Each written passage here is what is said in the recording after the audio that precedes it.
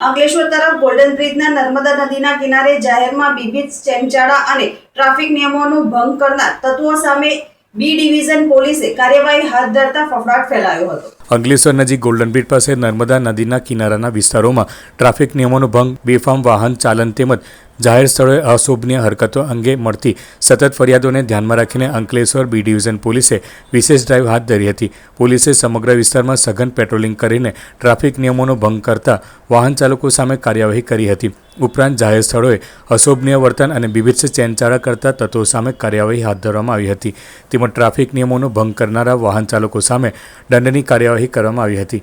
પોલીસના જણાવ્યા મુજબ નર્મદા કિનારો પરિવાર સાથે સમય પસાર કરવા માટેનું લોકપ્રિય સ્થળ હોવાથી ત્યાં શાંતિ, સુરક્ષા અને શિસ્ત જળવાઈ રહે તે માટે નિયમિત પેટ્રોલિંગ અને ચેકિંગ ચાલુ રાખવામાં આવશે। જાહેર સ્થળોનું ગૌરવ અને કાયદો વ્યવસ્થા જળવાઈ રહે તે માટે ભવિષ્યમાં પણ આવા તત્વો સામે કડક કાર્યવાહી કરવામાં આવશે। બી ડિવિઝન પોલીસે નાગરિકોને અપીલ કરી છે કે કોઈપણ ગેરકાયદેસર પ્રવૃત્તિ, ટ્રાફિક નિયમોનો ભંગ અથવા જાહેર શાંતિમાં વિક્ષેપ અંગે તાત્કાલિક પોલીસને જાણ કરે, જેથી સમયસર યોગ્ય કાર્યવાહી થઈ શકે। ભગવાનભાઈ પટેલ, જૂના બરબારા બેટના સરપંચ।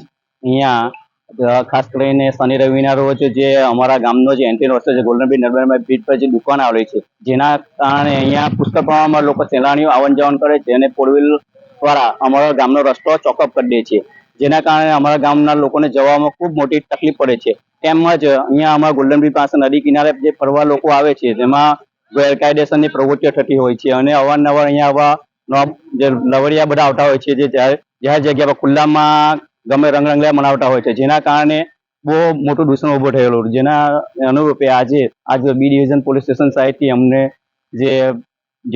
જેના સાહેબ લોકો આવીને અહીંયા જે દૂષણ દૂર કરેલ છે, જે બદલ એ લોકો શ્રીનો હું આભાર વ્યક્ત કરું છું।